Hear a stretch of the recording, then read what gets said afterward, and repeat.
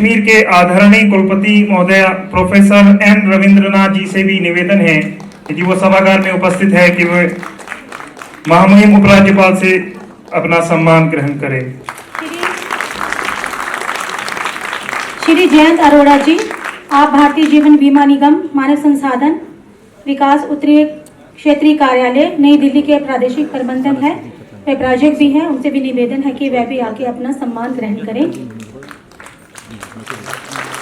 श्री रविंद्र कुमार गुप्ता जी, जो कि जम्मू व कश्मीर एवं लद्दाख भारतीय स्टेट बैंक के उप महाप्रबंधक और आज के इस कार्यक्रम के प्रायोजक भी हैं, उनसे भी मैं निवेदन पूर्वक विनती करती हूं कि वह भी अपना सम्मान ग्रहण करें। जोरदार तालियां उनके लिए।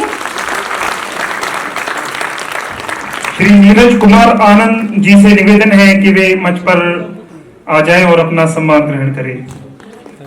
श्री फजलुल हसीब, प्रबंधक निदेशक JKTDC, प्रायोजक के रूप में भी आपकी इस कार्यक्रम के में महत्वपूर्ण भूमिका रही है। श्री केशव गुप्ता, अध्यक्ष यूनिवर्सल थिएटर एकेडमी जयपुर, प्रशस्त स्टूडियो प्रायोजक। जोरदार तालियां तो होनी चाहिए सबके लिए।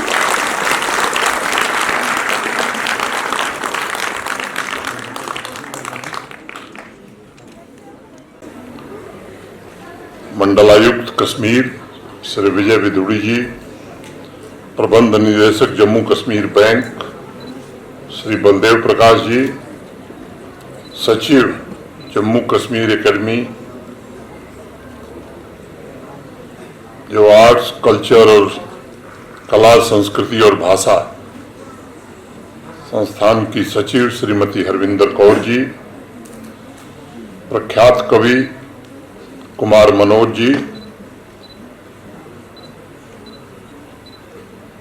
वादीज हिंदी शिक्षा समिति की राष्ट्रीय अध्यक्ष श्रीमती नसरीन अली निधि, क्षेत्रों भाषाओं और संस्कृतियों के लोगों को एक मंच पर लाना, उनके बीच सांस्कृतिक आदान प्रदान को बढ़ावा देना और दूसरा उद्देश्य होगा कश्मीर घाटी में हिंदी भाषा और साहित्य पढ़ने वाले विद्यार्थियों को प्रोत्साहित करना तथा युवा पीढ़ी को हिंदी भाषा और साहित्य की ओर आकर्षित करना। उस दृष्टिकोण से मैं मानता हूं कि यह आयोजन एकता और साझा सांस्कृतिक जड़ों के महत्व पर जोर देते हुए विभिन्न समुदायों में जुड़ाव और एकजुटता की भावना को प्रेरित कर रहा है। आजादी के पश्चात 77 वर्षों में कश्मीर जैसे अनेक और हिंदी भाषी क्षेत्रों में मातृभाषा हिंदी न होते हुए भी अनेक रचनाकारों ने हिंदी की सेवा की है। उन्होंने नीति निर्माताओं के उन प्रयासों को सफल बनाने की कोशिश की है जिन्होंने मातृभाषा को सुदृढ़ बनाने के साथ साथ हिंदी को राष्ट्रभाषा और विभिन्न भाषाओं के बीच समन्वय के सूत्र में स्थापित किया। मैं व्यक्तिगत रूप से इसे एक भारत श्रेष्ठ भारत का साकार स्वरूप मानता हूं और यही विविधता में एकता का भी प्रतिनिधित्व करता है या प्रतिबिंब है। गुरुदेव रविन्द्रनाथ टैगोर को समर्पित इस सभागार में मैं उन्हीं की चंद पंक्तियां आपको सुनाना चाहूंगा। गुरुदेव कहा करते थे कि भारत एक महासागर की तरह है जिसमें विभिन्न संस्कृतियां, भाषाएं, परंपराएं और विचारों की धाराएं आकर मिल जाती हो।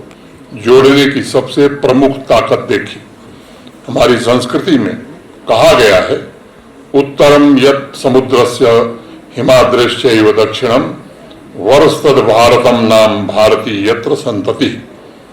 भारत वो जो हिमालय से हिंद महासागर तक की सभी विविधताओं और विशिष्टताओं को समेटे हुए है, उसी की संतान हर भारतीय है।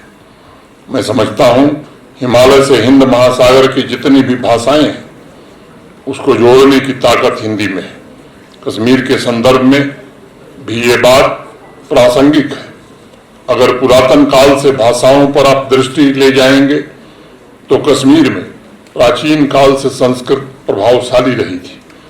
राजतरंगिणी और नीलमत पुराण जैसे महान ग्रंथों की रचना संस्कृत में हुई थी। इसके सैकड़ों वर्ष बाद घाटी में उर्दू और पर्शियन भाषाओं का चलन बढ़ा और जम्मू संभाग में डोगरी भाषा में अनेक महत्वपूर्ण ग्रंथों की रचना हुई।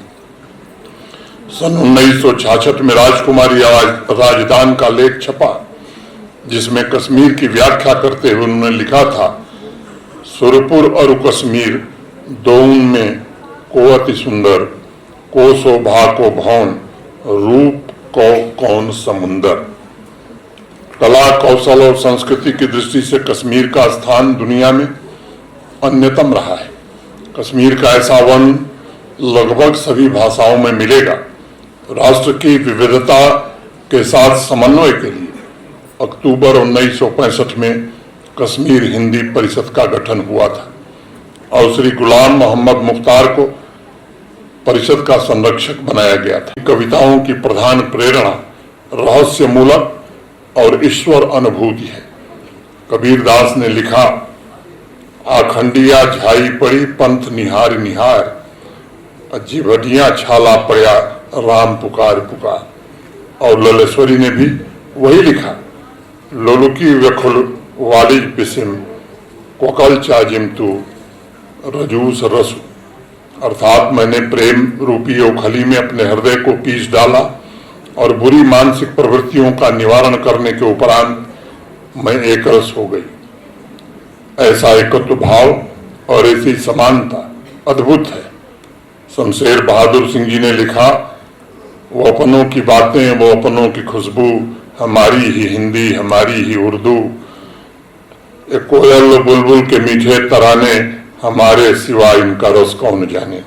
मित्रों, यूं तो आजादी के बाद से विभिन्न राज्यों की संस्कृतियों के आदान प्रदान ने भी कश्मीर में हिंदी के प्रचार प्रसार में योगदान दिया है, लेकिन पिछले कुछ वर्षों में मैं कह सकता हूं कि अकादमिक स्तर पर भी इस दिशा में कुछ प्रयास हुए हैं। हिंदी को 5 ऑफिशियल भाषाओं में शामिल किया गया है।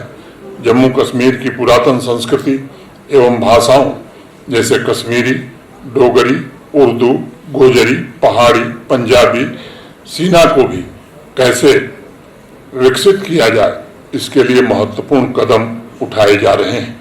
मैं संस्कृति विभाग और अकादमी का आभारी हूँ, जिन्होंने बहुत शिद्दत से इस प्रयत्न को आगे बढ़ाने में काफी सराहनीय प्रयास किया है। मैं जश्न संगम में विशेष रूप से इस बात का उल्लेख करना चाहूँगा कि आदरणीय प्रधानमंत्री जी के मार्गदर्शन में पिछले 4-5 वर्षों में जम्मू कश्मीर तथा देश के अन्य राज्यों के बीच भावनात्मक दूरी कैसे कम हो, इसका भी काफी हद तक प्रयास हुआ है और इसमें कामयाबी भी मिली है। पिछले 5 वर्षों में हिंदी के अलावा अन्य भाषाओं में भी युवाओं और प्रतिभावान लेखकों को प्लेटफॉर्म मुहैया कराए गए हैं। अन्य राज्यों के साथ सांस्कृतिक आदान प्रदान को मजबूत बनाने की कोशिश हुई है, ताकि एकता की भावना और गहरी हो और वितस्ता से गंगा तक, तवी से तीस्ता तक सामाजिक संबंधों में एक नई ऊर्जा आए। हम सभी के लिए अब समझने का समय आ गया है कि हिंदी न केवल संचार का माध्यम है, बल्कि हम भारतीयों के लिए गौरव और पहचान का भी विषय है। मुझे विश्वास है जश्न संगम का यह 3 दिवसीय कार्यक्रम हिंदी के प्रति जागरूकता, समझ और उसके महत्व के संदेश को जम्मू कश्मीर के सभी क्षेत्रों तक ले जाने के लिए एक मजबूत मंच साबित होगा।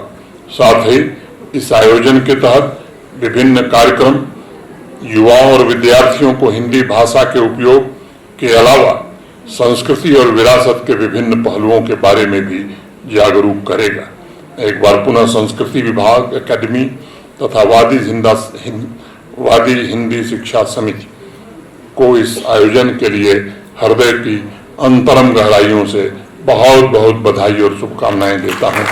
जिन लोगों ने इस कार्यक्रम को सफल बनाया, उनके प्रति भी मैं आभार व्यक्त करता हूं। जिन बच्चों को पुरस्कार मिला है, ईश्वर से प्रार्थना करता हूं कि आने वाले दिनों में वो भी हिंदी के अमोल रत्न, अभी कुछ का नाम लिया गया, कबीरदास जी। मैं एक बात कहना चाहता हूं बच्चों कि कबीरदास जी पढ़े लिखे नहीं थे, अपना नाम भी लिखना नहीं जानते थे, लेकिन अंतिम बार जो मैं देख रहा था उनके बारे में 1000 से ज्यादा PhD अब तक कबीर दास जी पर हो चुकी है, उस व्यक्ति पर जिसने कोई किताब नहीं पढ़ी थी। ऐसे ऐसे मूर्धन्य विद्वान हुए हैं। मैं समझता हूं कि इनमें से भी हमारे बच्चे आने वाले दिनों में प्रेरणा लेकर निश्चित रूप से हिंदी का और हिंदुस्तान का, जम्मू कश्मीर का नाम रोशन करेंगे। बहुत बहुत धन्यवाद।